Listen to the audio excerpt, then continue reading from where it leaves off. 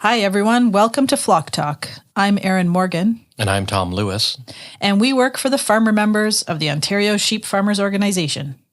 This week, we are discussing education with Kelly Daynard from Farm and Food Care Ontario. Welcome, Kelly, and thank you for joining us on Flock Talk. Hey, thanks for having me. So, Kelly, it's always a pleasure speaking with you and working with the team at Farm and Food Care Ontario. We know each other. However, many of our listeners may not know who you or Farm and Food Care is. Can you tell us a little bit about yourself and the organization? Oh my gosh, yes. How much time do you have?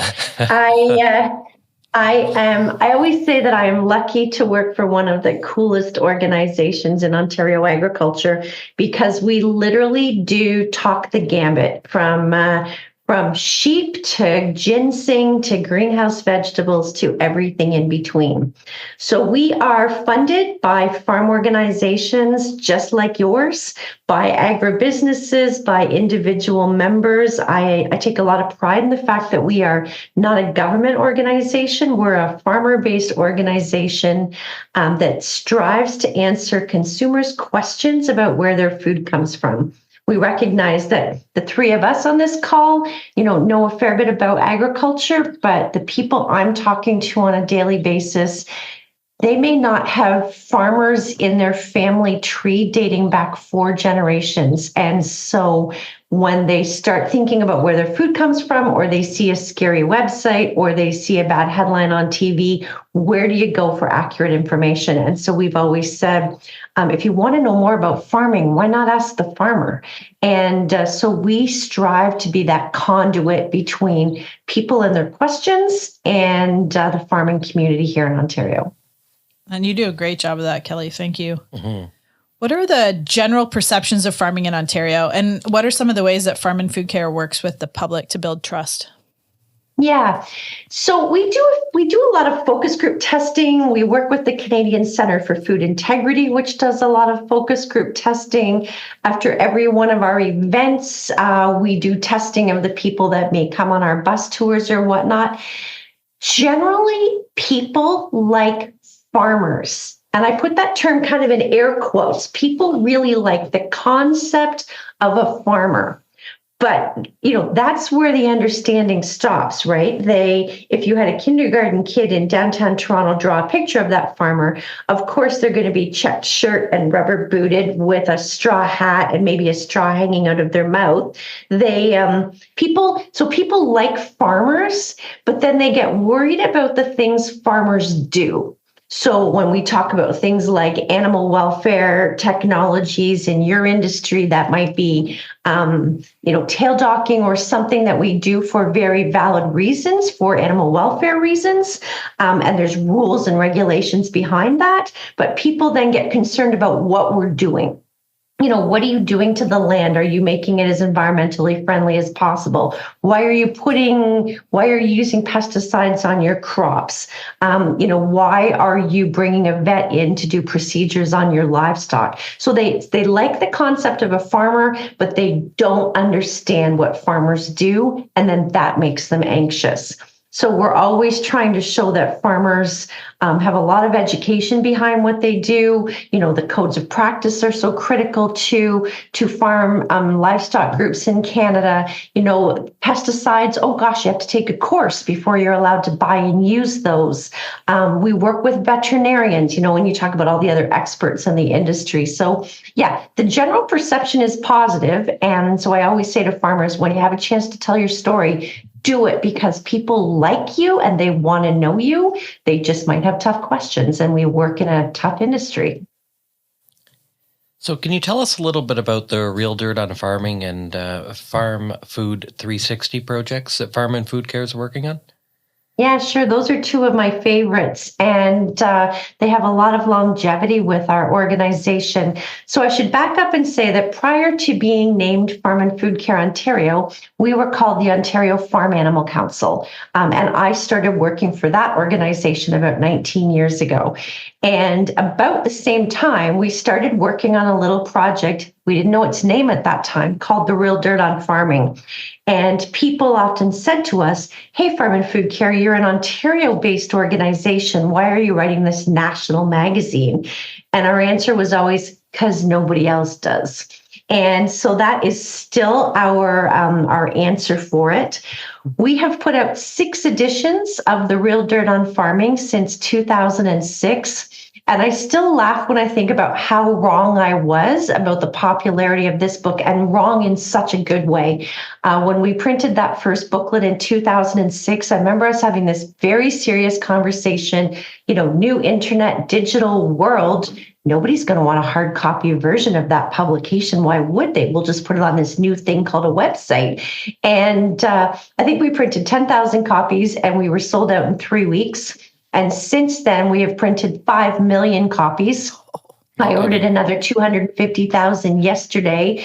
And those books, it's meant to be one-stop shopping about food and farming in Canada. So if you've got a question about salmon farming in BC or sheep farming in Ontario or PEI potatoes, what's the difference between organic and conventional? What's the difference between grass-fed and grain-fed? We strive to be the place where you might find those top 500 questions about food and farming. So we do a full booklet, a 60-page encyclopedia version. We are now working on the 12-page digest version with lots of, do you want to learn more? Here's the rest of it. And the 12-page booklet will be out in a couple of months. The full booklet came out last fall, again, our 6th edition. And then you asked about Farm Food 360. Again, when we were the Ontario Farm Animal Council, we were following the work that the real estate industry was doing. The brand new spanky concept of touring a house without actually going to it, just by going to a website. So we started a virtual farm tour project, I think, again, back in about 2006 and 2007. And then technology is amazing. So in about 2016, 2017, we started filming our farms in virtual reality technology. So if you're like me and you get jumpy on a roller coaster, you may not want to put on the goggles and immerse yourself. But kids think we're the coolest thing going at the CNE and the Royal when they can put on a set of VR goggles and immerse themselves right in a sheep farm, as an example. And the sheep one is still my favorite. It was one of our early ones, so it's getting a bit out of date. But in one point in that one, we actually had the 3D camera on the back of a sheep, and we're running the camera through a pasture. And to this day, when you see kids put on the goggles, all of a sudden you'll see their legs shoot up as they're trying to get out of the way of the sheep walking by them, because it does feel so immersive and so real. And I think we now have about 28 projects, farms and food processing plants live on there, which for somebody in a downtown city that has never been to a farm, what an amazing way of them being able to tour a farm without getting their boots dirty, basically. Mm-hmm. That is really cool. And so you're talking a lot about kids, and I know that we get asked, Tom and I get asked all the time, how are we engaging kids? Because they're the next generation, and you want to get good quality information into their hands. So do you work with the schools to get information out to kids? So schools are not in our wheelhouse, and I'll explain that. There are some amazing organizations across Canada called Agriculture in the Classroom. And so in Ontario, that's called Agscape. They focus entirely on classrooms like kindergarten to grade 12. We focus on the out-of-classroom experiences. So we'll work with fall fair boards who are maybe hosting a Bite of Brant Day or something like that. But we are not in the classroom per se.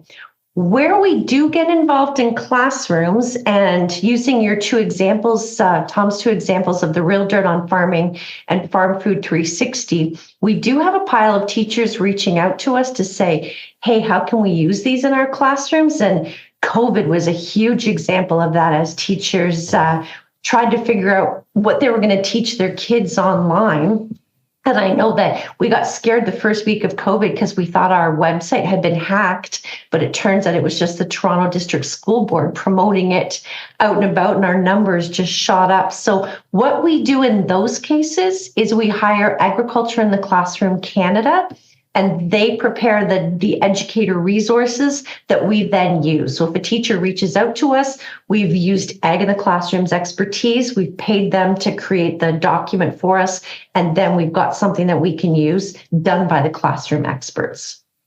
So a few years ago, Farm and Food Care started Faces Behind Food. Can you tell us a little bit about how long it's been running and some of the results you've seen from that program? Yeah, it also, this little project has my heart. My backstory is I used to be a newspaper reporter at a small town newspaper in Ontario that was just the loveliest place ever. And my passion was always in telling people stories.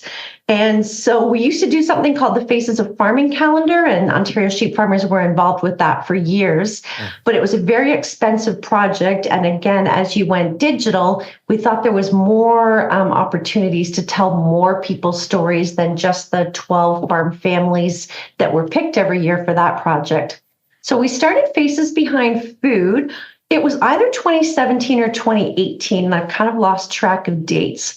But our goal is to tell the stories of people working in Canadian agriculture, from the primary producer that is on their farm day after day, to the hoof trimmer, to the truck driver, to the feed mill operator, to the butcher shop, to everything in between. Last year, my craziest interview was with a rodeo clown out in Alberta, but he considers himself a really big part of the agricultural industry. So we tell those stories in about 400 words, a couple of stories a week. So we're telling about 110 stories a year about people kind of across all sectors. And I love it. I mean, my experience is that every single person I meet says, "Oh, there's nothing interesting about me. I don't have anything to tell you." And then you get into the deep dive in how did they get to be where they are today? And their stories are amazing and heartwarming. And some of the secondary interviews, you go into an egg processing facility in Ontario and you meet people from 30 countries that have all come together and they're all grading eggs as an example. And their stories are beautiful, and we're getting some really great traction on that project. And I think it's an amazing opportunity to show the diversity of careers in agriculture beyond that primary producer. That's really cool, Kelly. So what do you have planned for 2024? Are there opportunities for sheep farmers to get involved? Oh, so many. I'm glad you asked. We have a board meeting on Monday, so we are presenting our draft business plan to them for 2024, and it's super ambitious. So we are hoping to do tours again for culinary colleges, students that are going to be chefs when they graduate, and that would be a great place to feature sheep farmers on some of those.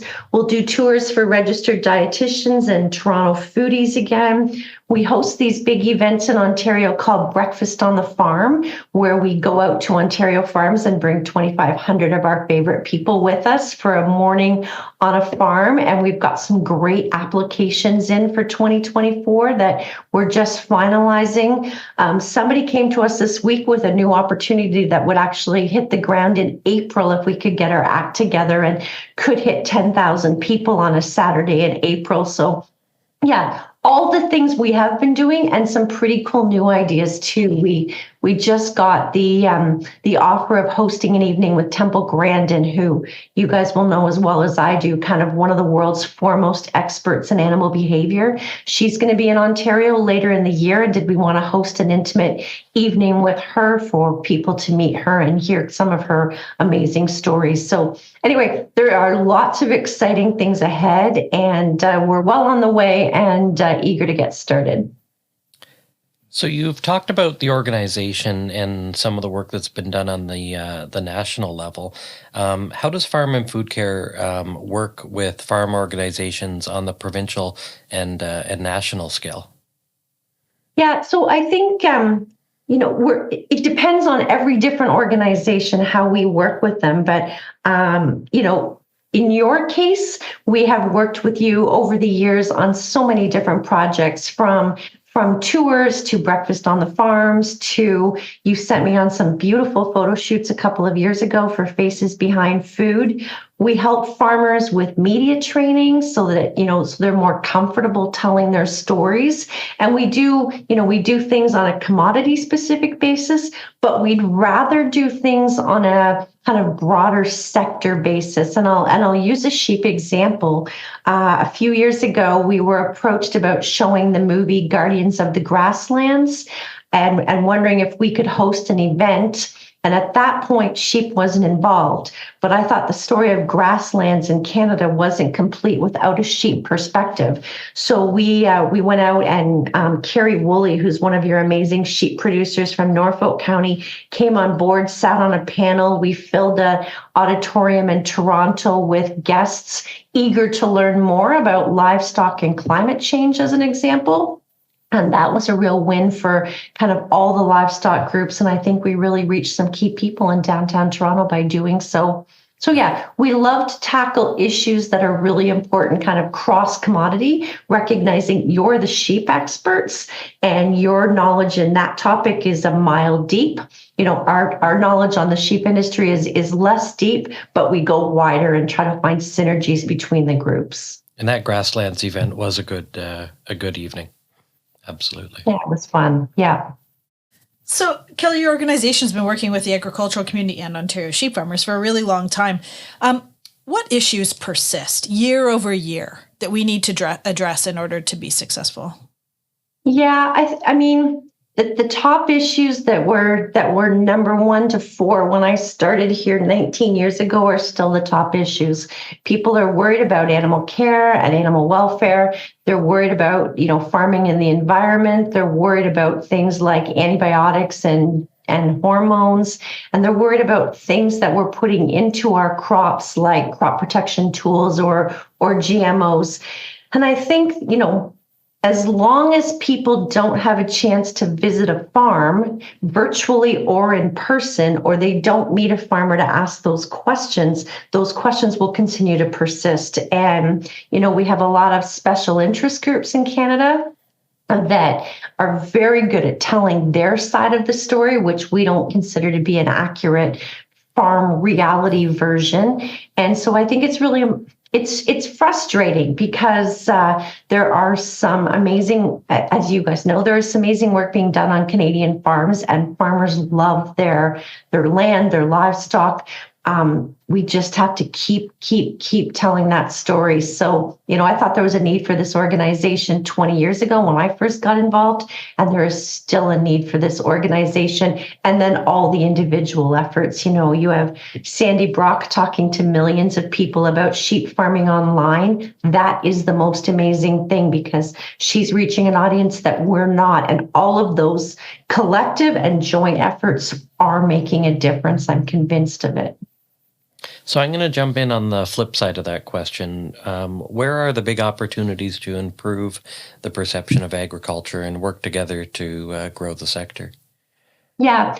We'll never have a budget to take every single person to a farm. So I think the online opportunities just continue to grow and grow and grow. And I remember, when I started working here, you might change your website a couple times a month, as new things came up. And we certainly hadn't thought about Facebook or Instagram or, heaven forbid, Snapchat back in those days. But I love that social media puts everybody on the same playing field. We in agriculture, none of us have big budgets, but we all have the ability to participate in that space. And when you create a little soundbite, 30-second video of a farmer talking about something, and you see it suddenly get, 10,000 views, we're playing in the space with people with much bigger budgets than us. And I think that's an amazing opportunity. And, when you're seeing farmers go out of their way to take time, and social media takes time. But when you see them taking time to talk about what they're doing on their farms, the good, the bad, and the ugly, you've lost a beloved animal, mourn it online because the world isn't always rainbows and unicorns. So I think we're on the right track. We just have to keep doing it. And that can be exhausting when you, as an ag advocate, are on duty 24/7. You never know when you're going to have that next random conversation at the airport. That's always my favorite place to have weird conversations. So that's great. Thanks, Kelly. Thanks for joining us. It's always a pleasure speaking with you.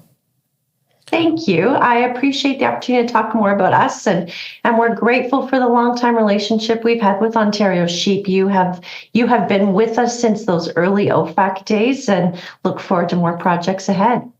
So for more information on farm and food care, visit farmfoodcareon.org. And thank you for listening. We hope you enjoyed this episode. Join us next Wednesday for our interview with OSF Member Relations Specialist Heather Johnson, who will be talking about all things Ontario sheep. So, Erin, tell me some things that you've been working on, or any updates on your end? Well, OSF has a new pilot project for the summer of 2024. We'll be working with key processors and retailers to pilot a summer barbecue promotion in the Greater Toronto area to encourage people who love lamb at holiday times to put lamb on their barbecue as a summer treat. The promotion will target mid-July to mid-August sales when lamb volume is highest and the price to producers is typically lowest. OSF will film 2 to 3 YouTube videos highlighting new barbecue recipes and encourage people to click through to the lambrecipes.ca website to find the recipe, where they will be directed to their local retailer to purchase the lamb. At partner retailers, we'll have signage at point of sale and recipe cards. We'll work with our partners at Foodland Ontario to evaluate lamb pricing, promotion, and sales before and during the promotion. We'll also measure the number of people who view the video promotion and click through to the website, as well as take the uptake of promotional materials at point of sale. This information, as well as the evaluation of lamb sales and pricing in years previous, compared with during the promotion, will help OSF evaluate the success of this type of lamb promotion and will inform future marketing investments. Hey, Tom, what have you got going on today? So a couple of updates.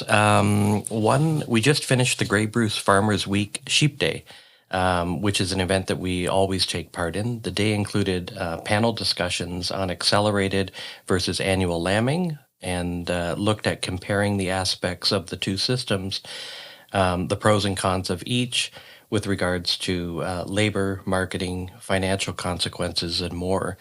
There was also a panel discussion at that event with Drew Tyler, farm owner, Ben Barclay, owner of Barclay Livestock Limited, and Delma Kennedy, sheep specialist with OMAFRA. There was continued discussion with grazing cover crops and how cover crops can extend the grazing season, increasing grazing acres in rotation, and cost-effective forage source for sheep. OMAFRA specialist Christine O'Reilly led that, as well as OSF's own Quinton McEwen, who shared experiences on using cover crops in feed and how they might fit into your operation. Lastly, there was a conversation about innovations and technologies to support future breeding objectives by Mark Young. And it was a great day for OSF and producers who were able to take part in the event. If you're a producer and you want to see those presentations because you missed the day, is there a place online to do that? There is. Googling Grey Bruce Farmers Week will bring you to their site. If you enjoyed our podcast, please subscribe through your podcast app to receive alerts on our future episodes, and please share our podcast with your friends. For more Ontario Sheep Farmers content, follow us on social media at Ontario Sheep Farmers on Instagram and Facebook, and at Ontario Sheep on X, formerly Twitter, and visit our website at ontariosheep.org.